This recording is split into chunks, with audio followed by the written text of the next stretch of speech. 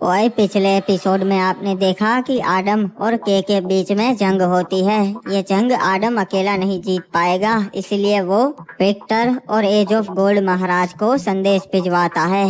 जंग में क्रिमिनल्स और चाचा लड़ रहे होते हैं और मौके का फायदा उठा के सीधा आडम के महल तक पहुंच जाता है और उसे चारों तरफ से घेर लेता है। अब आगे ओए। आडम, बचने का कोई रास्ता नहीं है। मैंने तुम्हें चारों ओर से घेर लिया है। बाहर आके मेरे पाँव पकड़ ले, शायद मैं तुझे जिंदा छोड़ दूं। महाराज, बाहर मत जाइएगा, वो उसकी चाल है, आपको भड़का रहा है। अगर हम बाहर नहीं गए तो वो लोग अंदर आएंगे और मरना तो तय है। हम अपनी आखिरी सांस तक लड़ेंगे। चाचा, हमें जल्दी करना पड़ेगा, उसके सैनिक महल तक पहुंच गए हैं।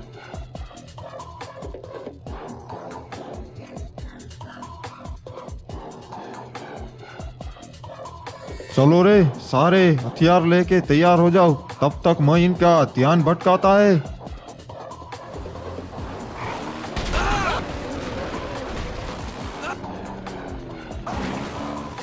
ओए चलो, एक साथ हमला करो, किसी को भी जिंदा नहीं छोड़ना। महाराज आडम को कुछ नहीं होना चाहिए।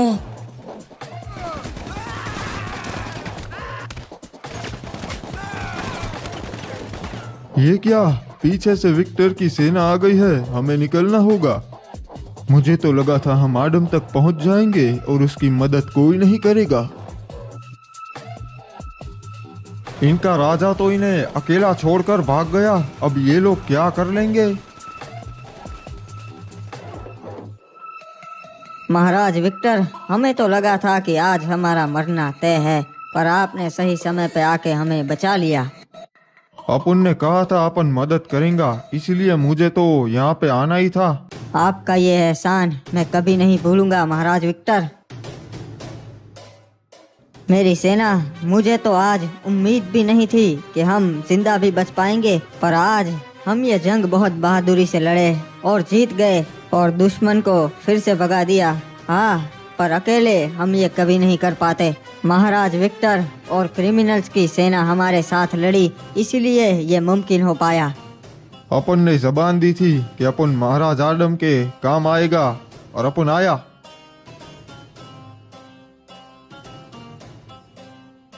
महाराज आडम, कप्तान ने संदेशा भिजवाया है कि आप तुरंत शिप यार्ड पे आइए, उन्हें आपसे कुछ जरूरी बात करनी है। लगता है कैप्टन किसी मुसीबत में है। ठीक है, मैं जरूर आऊंगा।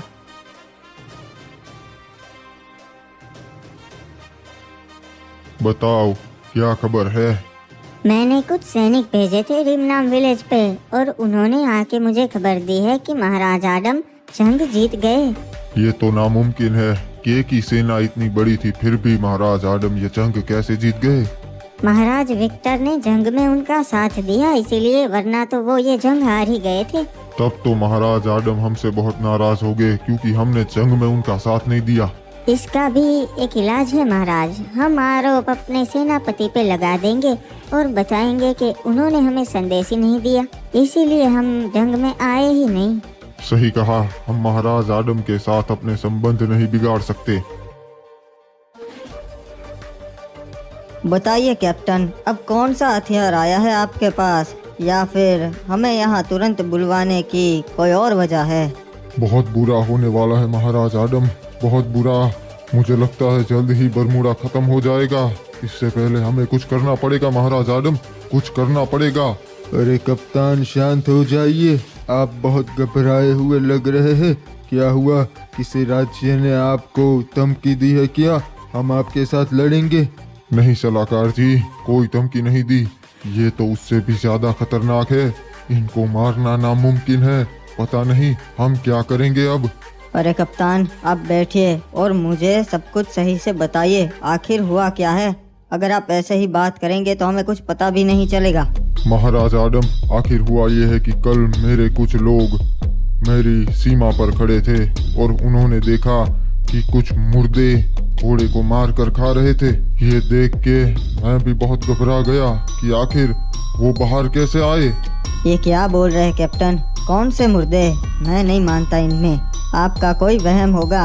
अरे महाराज, मेरा वहम नहीं है, मैंने अपनी आंखों से उन्हें देखा है और वो हकीकत है, सच में थे वो वहाँ पर। मुझे डर है कि वो कहीं शिपयार्ड पे ना आ जाए। अगर ऐसा हुआ तो धीरे धीरे वो पूरे बरमूडा में फैल सकते हैं और कोई नहीं बचेगा। एक काम कीजिए कैप्टन, अभी आप घबराइए मत, ऐसा कुछ नहीं होगा। मैं अपने कुछ सैनिक आपके लिए भेजूंगा और अगर कुछ हुआ भी तो आपको वो कुछ नहीं होने देंगे, ठीक है? ठीक है महाराज, जैसा आप कहे। फिलहाल हम चलते हैं, अगर कोई मुसीबत आए तो आप हमें संदेश भिजवा दीजिएगा। महाराज आडम, आपको पता ही नहीं ये मुसीबत कितनी बड़ी है। रे महाराज, अच्छी खबर से कि महाराज आडम के साथ जंग में हार चुका से और अब वो कमजोर हो चुका से। उसके बहुत सारे जंग में सैनिक मारे गए। अच्छा हुआ बाबू मोसाई, वो इसी के लायक था। जल्द ही हम भी उसे मुंह तोड़ जवाब देंगे। हमें महाराज आडम के साथ हाथ मिला लेना चाहिए। वो एक अच्छा राजा से और हमारे काम आ सकता से। सही कहा, दोनों का दुश्मन भी अब एक ही है। वैसे ये कैप्टन बिना कुछ भी बोलते हैं, ऐसा थोड़ी ना होता है, उनका वहम होगा। नहीं बेटा, वो सच कह रहे थे। मुर्दे सच में होते हैं और उनका राजा है ज़ॉम्बी समुराई जो ग्रेवयार्ड पे रहता है। अच्छा, तब तो पूरा बरमूडा कब का तबाह हो चुका होता। वो सालों से कैद है, ग्रेवयार्ड के बाहर नहीं आ सकते, पर कप्तान ने उसे बाहर देखा इसलिए घबरा गया था। अरे चाचा, वो क्या है? जिसका डर था वही हुआ। अब हमारा मुर्दे से सामना होगा। अरे ये क्या, ये तो सच में मुर्दा है। कोई हिलना मत जी, उसका ध्यान हम पे नहीं पड़ना चाहिए। ये तो हमारी ओर ही आ रहा है, मारो इसको, खत्म कर दो।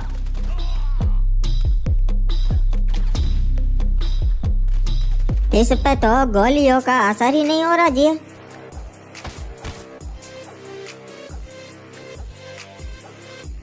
ये क्या चाचा, और भी मुर्दे आ रहे हैं हमारी ओर। बेटा आडम, गाड़ी में से उतरना मत, इन्हें मैं देख लूंगा।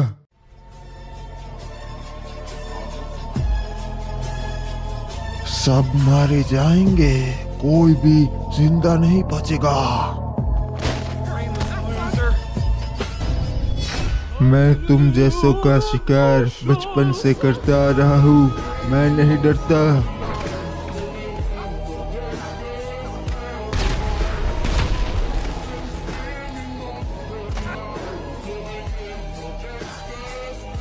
लौट जा फिर से अपने ग्रेवयार्ड पे, बाहर मत निकलना। चाचा, ये क्या, आपने अकेले ने इन सब को खत्म कर दिया और आपने अपना रूप बदला, ये सब क्या हो रहा है? बेटा आडम, मुझे पता है तेरे मन में बहुत सारे प्रश्न हैं। मैं सब कुछ बताता हूँ, पर पहले यहाँ से निकलना होगा।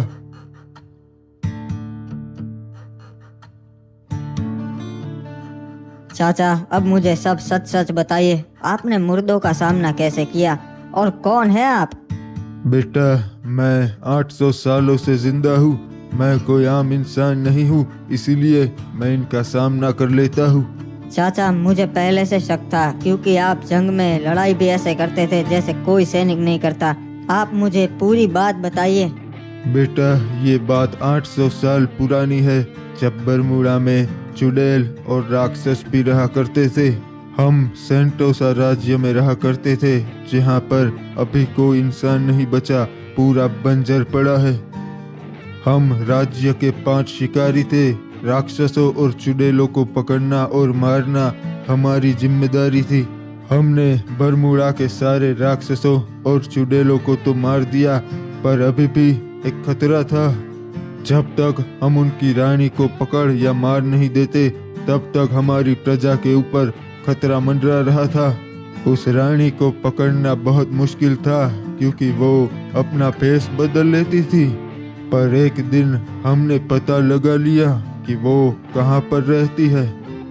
बरमूडा के पास एक द्वीप है जहाँ पर सिर्फ जंगल है, वो वहाँ पर थी।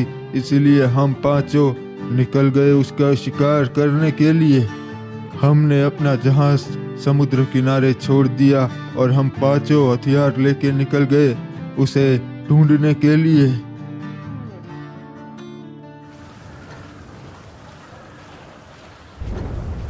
साथियों, ध्यान रखना, हमने जिन चुड़ैलों का शिकार किया है ये वैसी नहीं, ये उनसे 10 गुना ज्यादा ताकतवर है। अरे हम फिर भी मार देंगे, हमसे कहाँ आज तक कोई भी चुड़ैल बच पाई है। ये मजाक का समय नहीं है साथियों, वो उतनी ताकतवर है कि शायद आज हम में से कोई जिंदा भी ना बचे। ऊपर से ये जंगल भी उतना ही खतरनाक है, समझ गए सब लोग? फिर से कुछ भटके हुए लोग यहाँ पे आ गए। इन्हें नहीं पता हम शिकारी है, इन जैसों का ही शिकार करते हैं। मार डालो सबको।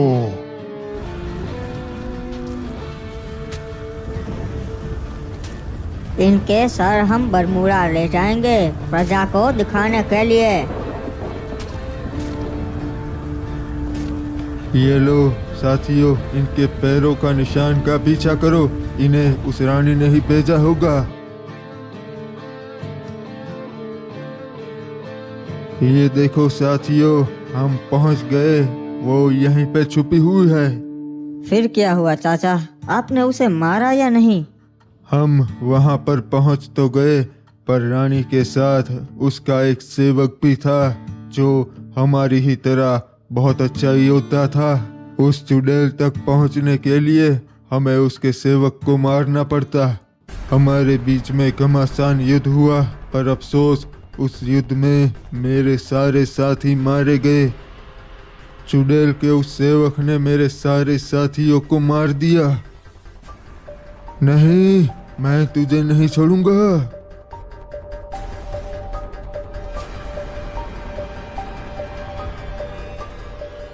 तुम थोड़े अलग लगते हो शिकारी, तेरे सारे साथी तो मारे गए। आज तू भी नहीं बचेगी।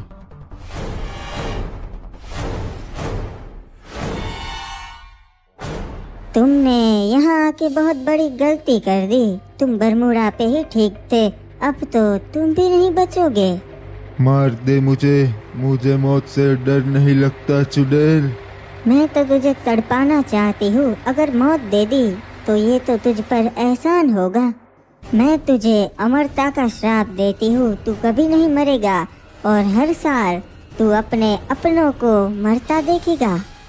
नहीं, मार दे मुझे, वरना मैं फिर से तेरे पीछे आऊंगा। किसी भी हाल पे मैं तुझे नहीं छोड़ूंगा चुड़ैल।